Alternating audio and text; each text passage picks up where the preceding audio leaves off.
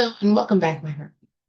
In today's video, I will be talking about how we make science work inside of our dual learning home. So, I will start by saying that because my kids both attend normal public school and we school at home as well, we do not try to recreate the public school setting. Although we have curriculum and that curriculum we use as our spine, we focus more on good books and experiences over just completing a curriculum. And so in our haul video, I said that it is not important to me if my kids finish a set curriculum in a set amount of time. If it takes them longer than this year, then that's okay, because the important thing for me is the content and the level that they're actually on at home. So, with that being said, I will show you what we use as our spine and how that works for us with everything else that we have going on. All right, so here I have The Good and the Beautiful's Fields and Flowers. This is the parent guide. In the parent guide, it gives you all of the scripts and different materials that you might need. There are optional activities that you can do with the students. So, things like trees year round. In this section in trees year round, they were talking about the conifers and the deciduous trees over a couple of different lessons. And they have a cute little poem, O conifer, O conifer, O conifer, how prickly are your pine cones? O conifer, how prickly are your pine cones? Your needles green in summertime, stay bravely green in wintertime. O conifer, how prickly are your pine cones? And the optional activity was you needed pine cone or evergreen branches, a magnifying glass, and tweezers. And so they got to do a little bit of dissection there. So that was cool. Other lessons, we're getting ready to do lesson 6, mushrooms and moss. And I love this one because my kids like to go outside and just play and explore.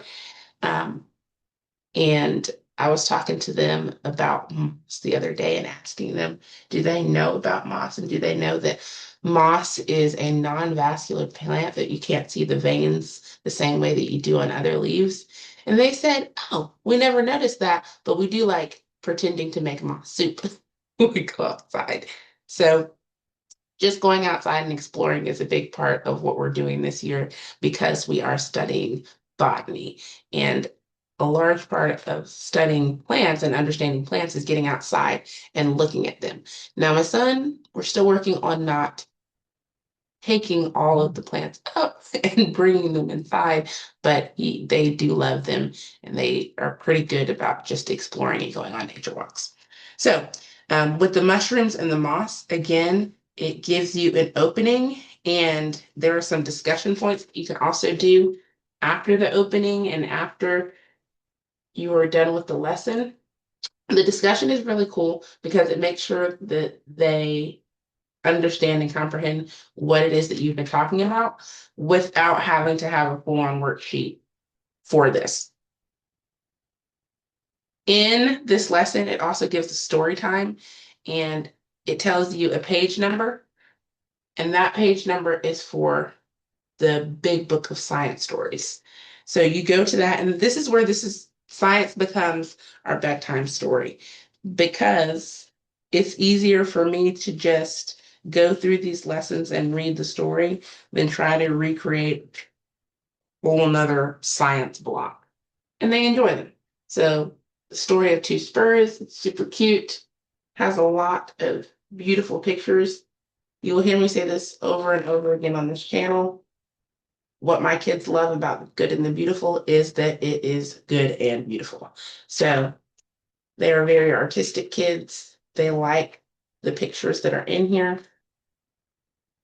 And to me, they give a very good explanation for beginning scientists. Okay, they even go on to identify different fungi and plants. So that's pretty cool. That is the first thing that we are using this year for science. Like I said, we're on lesson 6, and we are working on botany every single day. We may not do this every single day, but in some way, we're working on botany. We have this book, we have literature that goes along with it. My kids are working in the garden outside, so it depends on what we need to do that day, but every day we're going to do botany.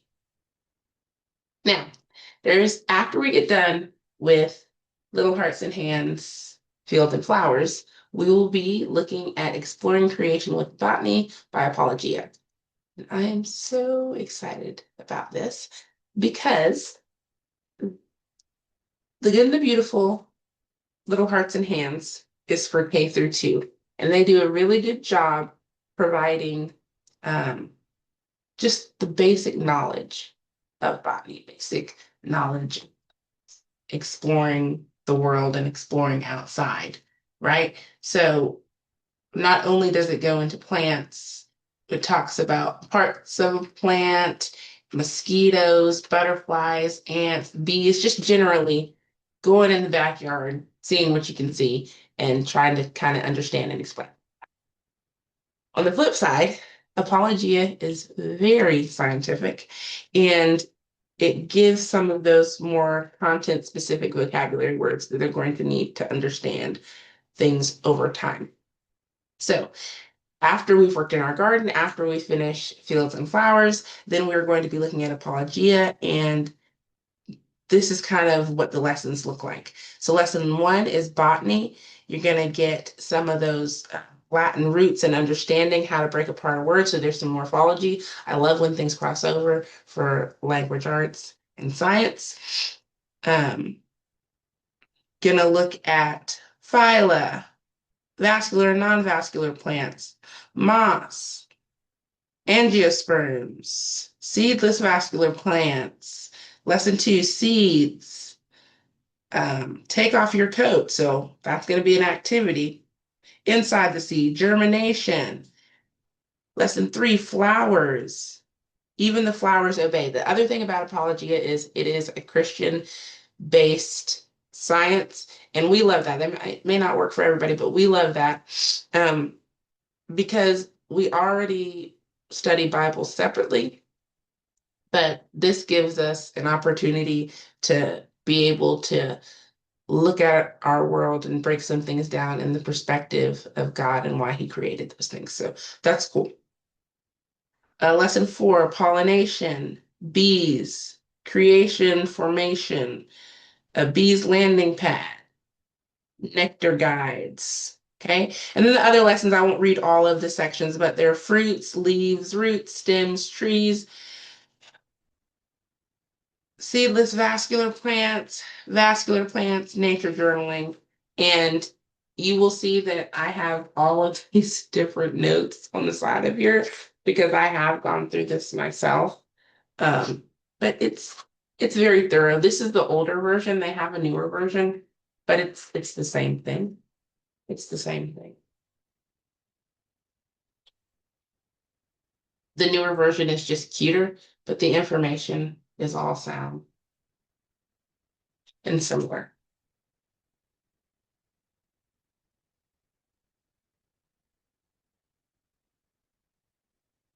So we will be going through this. This will still be our bedtime story, even though unlike the Field and the Flowers, it does not have like a kind of like a storybook to it. But that's okay because we're going to add our own stories to it. So we'll also be doing a tiny seed. Magic Treehouse has a plant book that they offer as well. And then we'll be looking at The Secret Garden. Now, The Secret Garden, it's written in very old English, but my kids, they like that kind of stuff as long as it is read aloud. So we'll do it as a read aloud, and that will complete what we are working on for our actual curriculum portion. Now, for our real life connection, like I said, we're working in our garden, and the garden, I'm not gonna lie to you, she's a little rough, okay? because we kind of just got it done. So we have a raised bed. She's not that cute. Okay, we have a raised bed that I just we had been clearing off our second lot and had a bunch of different trees that we cut down. So we just used those logs as our border and then went to Walmart, got some cow manure, topsoil, boxes, put the boxes down, mixed all that together, put it as the raised bed, put it down as the raised bed, and then we put seeds into the ground. And with that being said, I did not label anything. So when we put the seeds into the ground, I'm not gonna lie to you, know what some of the things that are growing are because I it's all a blur. We're just trying to get them into the ground. And if you are a parent who's ever done anything with a 6 and a 7-year-old that was a family project, you know. I couldn't tell you what exactly is growing up. So we'll find out together as the garden continues to grow. I know that there are bush beans in there, the smaller plants that kind of look almost like weeds. Those are zinnias and marigolds. I know that. Maybe some cucumbers. But other than that, we're going to find out together. It's a mystery. That's the first bed. Now, the second bed is not a raised bed. It is actually in the ground. And we just use some of the manure that we had left. Some, yeah, we use some topsoil. We use some topsoil, a little bit of topsoil, and our dirt that we already had, and we just tossed it all together. And then we had some corn growing in pots that the kids had started just to, that was the first thing they did. They did some corn, cantaloupe. There were other things inside of pots and they wanted to see if they would grow. So they put them in the pots. We then transferred those into the ground and put down a bunch of corn to go with the corn that they had in pots. So we have a corn bed as well. And the corn bed actually is doing better than the raised bed, in my opinion. So we're kind of looking to see which one is going to do better, our raised bed or our bed that we actually planted into the ground. So that we shall see. Um, it's a work in progress. You just come along with us. Now, like I said, we also like nature walks. We, through nature walks, have found several things in our yard. We have a section in our yard where we have muscadine grapes growing. We call that our vineyard. We did not plant those, but they are coming up nicely. The vines had spread across our entire yard. We cleared most of them, but we still have a back section that we call the vineyard and the vineyard is she's coming. So we found that on our nature walk. We also found deerberries. We originally thought that they were blueberries. We have 5 bundles of those, but they're disgusting. They're edible. You can eat them, but they are not good. So we're leaving those for the sweet animals out there. They're a great time with them. What else have we found? Hmm. The kids just like to go and explore. Like I said, they found moss, the deerberries, the vineyard. We've also found a lot of things that we can repurpose in the garden, the logs. Uh, they've started a compost, so they'll go and take things out to the compost and then put the browns, the leaves in from outside. So they're learning a lot things that I didn't necessarily learn. Um, my mom was really awesome about letting us explore, giving us seeds, trying to do gardening, all of those kinds of things. But because we didn't have some of the more textbook knowledge, our plants always used to die out. And so one thing that I found with the kids is we never loosened the soil enough. The roots never had enough room to get through and to grow and expand.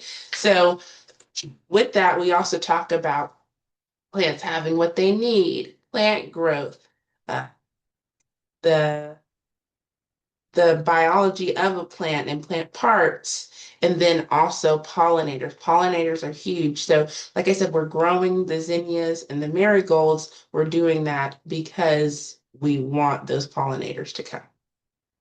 All right. So the last thing is supporting science through reading or supporting reading through science. Like I said, I love it when things can overlap.